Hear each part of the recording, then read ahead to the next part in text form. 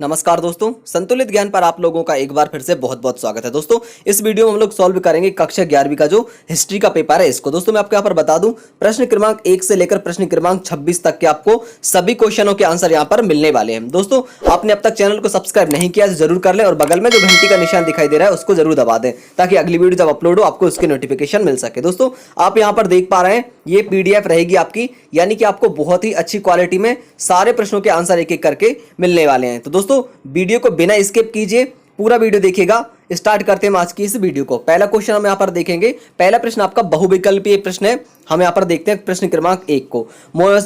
Mesopotamia के लोग थे वह किस पर लिखा करते थे। दोस्तों मैं आपको यहाँ पर बता दूं, मेसोपोटामिया के लोग मिट्टी की पट्टियों पर लिखा करते थे। इसके बाद हमारा दूसरा नंबर का क्वेश्चन है, रोम में गणराज्य की स्थापना कब हुई। तो 509 ईस्वी में गणराज्य की स्थापना हुई थी। इसके बाद दोस्तों हमारा प्रश्न क्रमांक 7 नंबर का देखेंगे। यहाँ पर लिखा हुआ है, मोहम्मद साहब की मक्का से मदीना जाने की घटना को कहते हैं। तो दोस्तों इसको हम हिजरा कहते हैं। इसके बाद दोस्तों हम बढ़ते हैं अगले प्रश्न की तरफ। प्रश्न हमारा यहाँ पर 10 नंबर का है, निम्न में से किस विद्वान का मानवतावाद का पिता कहा जाता है। तो दोस्तों मैं आपको यहाँ पर बता दूं, हमारे यहाँ पर पेट्रार्क जी हो जाएंगे। इसके बाद दोस्तों हम बढ़ेंगे अगले प्रश्न की तरफ। हमारा अगला क्वेश्चन है, सेफ्टी लैंप का आविष्कार किसने किया था। दोस्तों जो सेफ्टी लैंप था उसका आविष्कार किया था हमारे हेनरी फेल्डेवी ने। आप जो दूसरा नंबर का आंसर है उसको सही कर लेंगे। दोस्तों हम यहाँ पर ऑब्जेक्टिवों को जल्दी जल्दी देख रहे हैं, बाकी के फिर हम क्वेश्चनों को देखेंगे। दोस्तों यहाँ पर आपके रिक्त स्थान फिलअप किए गए, आप यहाँ से इनको नोट कर लेंगे। जैसे कि आपको मैं कुछ पढ़ के दिखा देता हूँ। पहला प्रश्न हमारा यहाँ पर लिखा हुआ है, मेसोपोटामिया की जो कीलाकारी लिपि थी उसको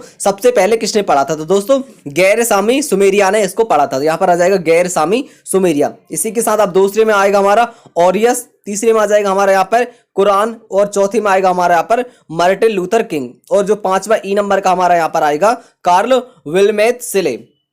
आप इस तरह से दोस्तों पूरे आंसर यहाँ पर लिख लेंगे। दोस्तों उम्मीद कर रहा हूं मैं आपने वीडियो को अब तक लाइक कर दिया होगा। यहाँ पर हम देखेंगे अगले क्वेश्चन को। प्रश्न क्रमांक 3 हमारे यहाँ पर है, सही जोड़ी मैच कीजिए। दोस्तों हमें यहाँ पर कॉलम ए को कॉलम बी के साथ में मैच करना है। हम यहाँ पर देखते हैं। दोस्तों हमारा पहला यहाँ पर लिखा हुआ है आंगस्टस, तो इसका हमारा जो तीसरा वाला है प्रथम रोमन सम्राट, ये इससे मैच कर जाएगा तीसरे वाले से। इसके बाद में दोस्तों दूसरा वाला हमारा यहाँ पर है प्रथम अफीम युद्ध। तो दोस्तों जो प्रथम अफीम युद्ध था वो हुआ था हमारा 1839 से 1842। इसके बाद तीसरा वाला हम देखेंगे कानागावा की संधि। तो दोस्तों जापान और अमेरिका के बीच हुई थी यह संधि। इसके बाद में ग्राहम बेल। तो दोस्तों जो ग्राहम बेल है उसका टेलीफोन का आविष्कार किया था उन्होंने। इसके बाद में दोस्तों हमारा अगला क्वेश्चन है टेरा नलिस। तो दोस्तों इनका कौन सा हो जाएगा हमारा जो बचा हुआ चौथा वाला, ऐसी भूमि जिसका कोई स्वामी ना हो। दोस्तों ये तो आपकी सही जोड़ी थी, उम्मीद कर रहा हूं मैं आपने इसको अच्छे से नोट कर लिया होगा। इसके बाद हम देखेंगे अगले प्रश्न को। अगला प्रश्न आपका है सत्य असत्य। पहला क्वेश्चन हमारे यहाँ पर लिखा हुआ है, मेसोपोटामिया की सभ्यता सिंधु नदी के किनारे विकसित हुई थी। तो दोस्तों इसका आंसर हो जाएगा हमारा गलत। इसके बाद हमारा यहाँ पर है जूलियस सीजर यूनान का महान शासक था। दोस्तों यह एक महान शासक था, यह सत्य हो जाएगा। पुनर्जागरण का आरंभ सर्वप्रथम इटली में हुआ था, यह भी हमारा सत्य हो जाएगा। इसके बाद हमारा अगला क्वेश्चन है एबोरिजिन ऑस्ट्रेलिया के मूल निवासियों को कहा जाता है। तो ये हमारा सत्य होगा। और नानकिंग की संधि चीन और ब्रिटेन के बीच हुई थी, ये भी हमारा सत्य हो जाएगा। यानी कि आपका जो केवल पहला वाला है वो असत्य होगा, बाकी के आपके सभी के सभी आंसर सत्य हो जाएंगे। इसके बाद दोस्तों हम बढ़ते हैं अगले प्रश्न की तरफ। प्रश्न क्रमांक 5 को देखेंगे। यहाँ पर लिखा हुआ है, निम्नलिखित प्रश्नों का उत्तर एक शब्द अथवा एक वाक्य में दीजिए। दोस्तों प्रश्न आपको नीचे दिखाई दे रहे हैं, आंसर मैं आपको एक एक करके दिखा देता हूं। जैसे कि पहला क्वेश्चन आप यहां पर लिखेंगे पॉप कौन कहलाते हैं। तो दोस्तों इसका आंसर आपको दिखाई दे रहा है, ऊपर क्वेश्चन लिखा हुआ है पॉप कौन कहलाते हैं और नीचे यहां पर इसका आंसर लिखा है। तो दोस्तों जो पोप थे वह रोमन कैथोलिक चर्च के सर्वोच्च धर्मगुरु, रोम के बिशप एवं वेटिकन के जो राज्याध्यक्ष थे वो पोप कहलाते थे। अभी हमारा क्वेश्चन नंबर दूसरा है, हज क्या है। तो दोस्तों हज जिलहज का महीना है। अगला हमारा यहाँ पर होगा, दंड मुक्ति पत्र किसने जारी किया था। तो दोस्तों इसका आंसर हो जाएगा राष्ट्रीय बाल अधिकार संरक्षण आयोग ने इसको जारी किया था। दोस्तों मैं आपको यहाँ पर बता दूं, मैंने अभी चेक किया था जस्ट, कई यूट्यूबर ने इनके आंसर आपको गलत दिए हैं। तो हमने जो आंसर आपको लेकर आए ये बिल्कुल सटीक आंसर है, आप इन पर बिल्कुल ट्रस्ट कर सकते हैं। प्रश्न क्रमांक 4 है हमारा यहाँ पर है, नेटिव का क्या अर्थ है। तो दोस्तों नेटिव का अर्थ होगा हमारे यहाँ पर मूल निवासी। लास्ट क्वेश्चन हमारा यहाँ पर है, सर्फ किसे कहते हैं। तो दोस्तों सर्फ का हो जाएगा झांगों वाले फैनिल लहर, इसको हम क्या कहेंगे सर्फ। इसके बाद दोस्तों ये आपके जो सत्य असत्य थे वो भी कंप्लीट हुए और जो आपका 1 नंबर में क्वेश्चन थे यहाँ पर वो भी कंप्लीट हुए। अब हम बढ़ेंगे प्रश्न क्रमांक 6 की तरफ। ये आपका प्रश्न क्रमांक 6 है, गृह युद्ध क्या है? तो दोस्तों इसका आंसर आपको यहाँ पर लिखा हुआ दिखाई दे रहा है, आप इस आंसर को यहाँ से अच्छे से नोट कर लेंगे। दोस्तों उम्मीद कर रहा हूं मैं अपने आंसर को अच्छे से लिख लिया होगा। इसके बाद हम बढ़ते हैं अगले प्रश्न की तरफ। प्रश्न क्रमांक 7 देखेंगे हम यहाँ पर, हिंजरी संबंध से क्या आशय है? दोस्तों इसका आंसर भी आपको यहाँ पर लिखा हुआ दिखाई दे रहा है, पूरा का पूरा आंसर आप यहाँ से नोट कर लेंगे। इसको लिखने के पश्चात हम बढ़ेंगे अगले प्रश्न की तरफ। अगला प्रश्न हमारा यहाँ पर है प्रश्न क्रमांक 8। दोस्तों प्रश्न क्रमांक 8 हमारा यहाँ पर लिखा है, वास्को डी गामा कौन था, वह भारत के किस स्थान पर पहुंचा? तो इसका आंसर आपको यहाँ पर दिखाई दे रहा है, पूरा का पूरा आप यहाँ से आंसर लिख लेंगे। जो वास्को डी गामा थे वह पुर्तगाली नाविक थे और वह भारत कब पहुंचे थे? तो वह पहुंचे थे 20 मई 1498 को। दोस्तों इसके बाद हम बढ़ते हैं अगले प्रश्न की तरफ। प्रश्न क्रमांक 9 को देखेंगे हम। प्रश्न क्रमांक 9 हमारे यहाँ पर लिखा हुआ है, नन किसे कहते हैं? तो दोस्तों इसका आंसर आपको यहाँ पर दिखाई दे रहा है, आप इस आंसर को अच्छे से नोट कर लेंगे। दोस्तों उम्मीद कर रहा हूँ अपना आंसर को अच्छे से यहाँ पर लिख लिया होगा। इसको लिखने के पश्चात हम बढ़ेंगे अगले प्रश्न की तरफ, जो 10वां है, अमेरिका में रेड इंडियन कौन थे? तो दोस्तों यूरोप से लोगों के आने से पहले जो लोग अमेरिका महाद्वीप के मूल निवासी थे उनको रेड इंडियन या नेटिव इंडियन कहते थे। दोस्तों यह आपका प्रश्न क्रमांक 10 था, जो कि यहाँ पर कंप्लीट हुआ। इसके बाद हम प्रश्न क्रमांक 11 को देखेंगे, किन पुरानी कहानियों में से मेसोपोटामिया सभ्यता की झलक मिलती है? तो दोस्तों मेसोपोटामिया सभ्यता की झलक हमें पुरानी किताब जैसे बाइबल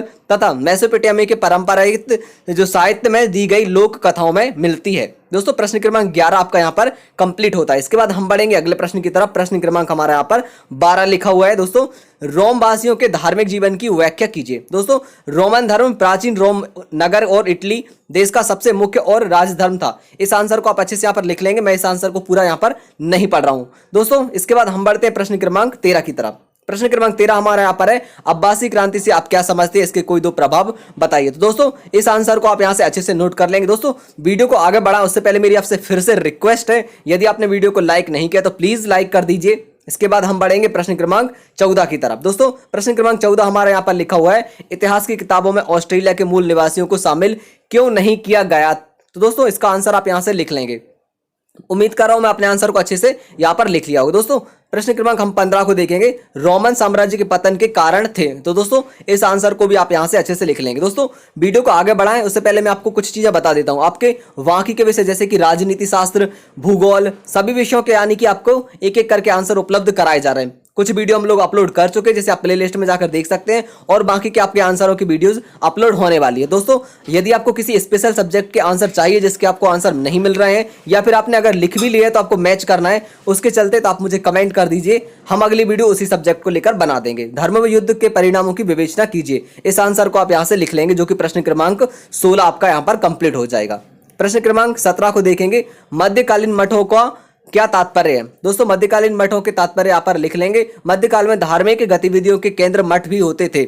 मठ प्रायः बस्तियों से दूर होते थे। मठों में धार्मिक गतिविधियां संचालित होती थी, जैसे धर्म का प्रचार प्रसार करना, सुबह शाम प्रार्थना करना, अध्ययन व अध्यापन का कार्य करना और मठ के आसपास की जमीनों में कृषि कार्य करना। मठों में रहने वाले भिक्षु का कार्य भी करते थे, अर्थात मठों में रहने वाले कुछ लोग भिक्षा मांगकर मठों में रहने वाले सभी लोगों का जीवन यापन की जरूरी वस्तुओं का इंतजाम भिक्षा से करते थे। दोस्तों प्रश्न क्रमांक 17 का हमारा यहाँ पर आंसर कंप्लीट हुआ। इसके बाद हम बढ़ेंगे अगले प्रश्न की तरफ। प्रश्न क्रमांक 18 को देखेंगे, जो औद्योगिक क्रांति के चरणों की विवेचना कीजिए, इसको आप यहाँ से लिख लेंगे।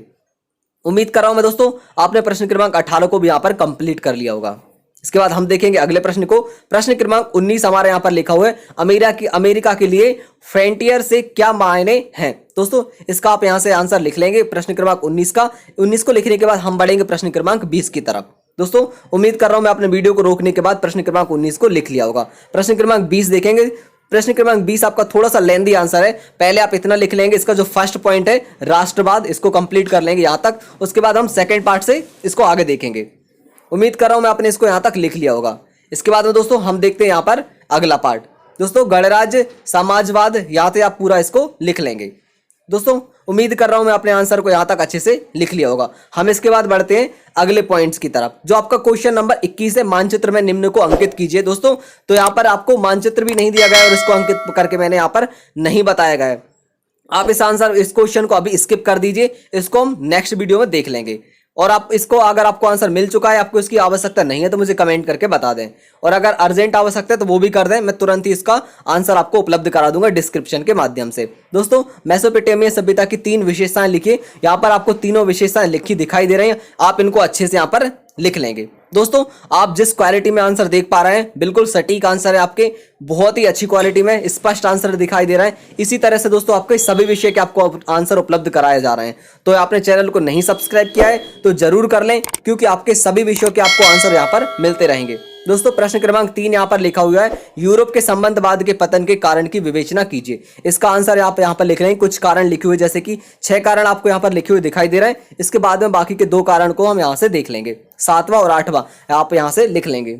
दोस्तों इसको लिखने के बाद हम बढ़ते हैं अगले प्रश्न की तरफ। प्रश्न क्रमांक 24, पुनर्जागरण का अर्थ स्पष्ट करते हुए उसकी प्रमुख जो वस्तुएं विशेषताएं हैं उनकी व्याख्या कीजिए। तो दोस्तों यहाँ पर इसका आंसर आप लिख लेंगे। दोस्तों मैं आपको यहाँ पर एक चीज बता दूं, आपके आंसर जितने नंबर में पूछे गए, यानी कि प्रश्न आपका जितने नंबर का है आंसर भी आपको उसी के अकॉर्डिंग दिए गए। ऐसा नहीं किया गया है कि आपका 2 नंबर का प्रश्न आंसर आपका 5 नंबर जितना लेंथी कर दिया जाए। तो आपको संतुलित ज्ञान पर जो भी आंसर उपलब्ध कराए जाते हैं बिल्कुल सटीक आंसर होते हैं। दोस्तों आपको मैं बता दूं, इन आंसरों को हम बहुत ही अच्छे से लेकर आते हैं और कोशिश करते हैं कि आपको बहुत अच्छी क्वालिटी में उपलब्ध कराए जा सके, यानी कि आपको लिखने में कोई भी दिक्कत ना आए।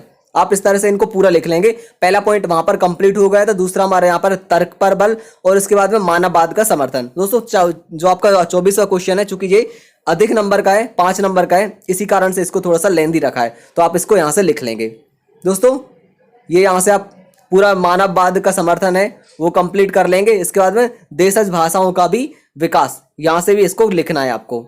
दोस्तों यहां पर आपका ये आंसर कंप्लीट हो जाएगा, यानी कि प्रश्न क्रमांक जो 24 था आपका थोड़ा सा लेंथी आंसर था, आप इसको यहां से पूरा का पूरा लिख लीजिए। दोस्तों आप इस आंसर को इसी तरह से लिखेंगे, आपको पूरे मार्क्स पेपर में मिल जाएंगे। प्रश्न क्रमांक 25 हमारा यहां पर है, औद्योगिक क्रांति से आप क्या समझते हैं, इसके परिणाम बताइए। दोस्तों ये इसका आंसर है, पूरा का पूरा आंसर आप यहां से लिख लीजिए। दोस्तों इतना ही आंसर आप रहने दो, इतने आंसर में आपको पूरे आंसर मिल जाएंगे, क्योंकि जो क्वेश्चन का अर्थ है वह यहाँ पर स्पष्ट हो रहा है। तो आप इतना लिख देंगे, आपको पूरे नंबर यहाँ पर मिल जाएंगे। हम बढ़ते हैं अगले प्रश्न की तरफ। अगला प्रश्न हमारा यहाँ पर है, इतनी लाइन और लिख लीजिए। प्रश्न क्रमांक 26। दोस्तों हमारा ये आज का लास्ट क्वेश्चन है, इसको आप अच्छे से नोट कर लेंगे। उम्मीद कर रहा हूं मैं दोस्तों आप आंसर को अच्छे से लिख पा रहे होंगे। इतना लिखने के पश्चात मैं वीडियो को जो आंसर है इसको बाकी का दिखा देता हूं। ये आपका कंप्लीट होता है आंसर। दोस्तों आपने अगर चैनल को सब्सक्राइब नहीं किया तो जरूर कर लें, क्योंकि आपके बाकी के विषयों को आपके जो आंसर है वो बहुत ही अच्छे तरह से आपको उपलब्ध कराए जा रहे हैं।